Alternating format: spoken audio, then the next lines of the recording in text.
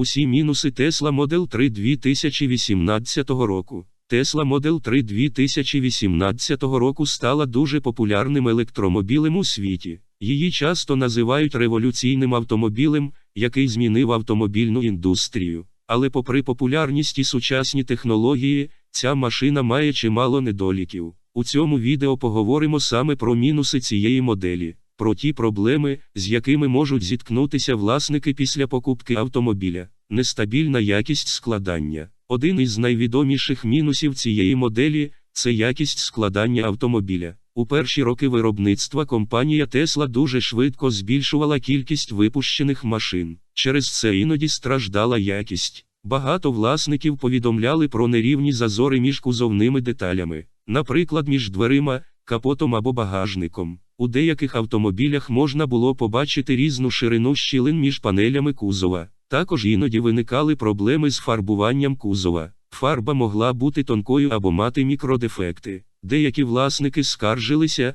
що фарба досить легко дряпається. Для автомобіля цієї цінової категорії такі проблеми виглядають досить дивно. Слабка шумоізоляція. Ще один мінус, який часто згадують власники, це шумоізоляція. Електромобілі майже не мають шуму двигуна. Через це інші звуки стають більш помітними. У Tesla Model 3 2018 року іноді добре чути шум шин. Також на високій швидкості може бути помітний шум вітру. Особливо це відчувається на трасі. Деякі водії навіть встановлюють додаткову шумоізоляцію. Жорстка підвізка. Ще один мінус – це підвізка автомобіля. Вона налаштована досить жорстко. На хорошій дорозі це майже не відчувається. Але на поганому асфальті або на нерівностях комфорт може зменшуватися. Особливо це помітно на задніх сидіннях. Пасажири можуть відчувати удари від ям або нерівностей дороги. Відсутність кнопок. Салон автомобіля зроблений у дуже мінімалістичному стилі. У ньому майже немає фізичних кнопок. Майже всі функції автомобіля керуються через великий центральний екран. Це виглядає сучасно, але на практиці не завжди зручно.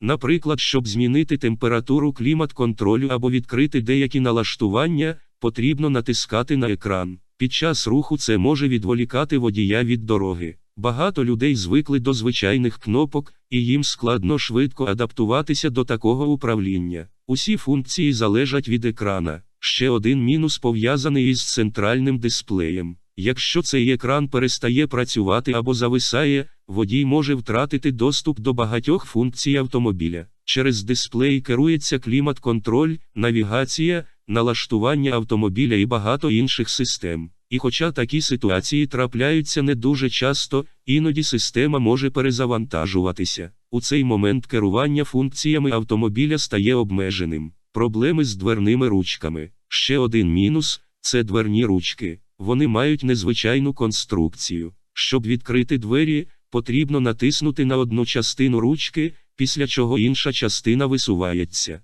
Для нових користувачів це може бути незвично. Іноді пасажири не одразу розуміють, як правильно відкрити двері. Також взимку в холодну погоду механізм ручок може працювати гірше. Висока вартість ремонту. Ще один значний мінус – це ремонт автомобіля. Хоча електромобілі мають менше механічних деталей, ремонт після аварій може бути дуже дорогим. Кузовні деталі Tesla коштують досить дорого. Також не у всіх сервісах можуть виконувати ремонт таких автомобілів. Іноді доводиться звертатися лише до спеціалізованих сервісних центрів. Це може збільшувати час ремонту і його вартість. Дорога заміна батареї. Батарея є найдорожчою частиною електромобіля. І хоча вона може служити багато років, її заміна може коштувати дуже дорого. Для старих електромобілів це може бути серйозною проблемою. Якщо батарея сильно зношується після великого пробігу, заміна може коштувати значну частину вартості автомобіля. Зменшення запасу ходу взимку. Ще один мінус електромобілів – це вплив холодної погоди. У холодну пору року запас ходу може зменшуватися. Це відбувається через особливості роботи літій-іонної батареї. Також енергія витрачається на обігрів салону.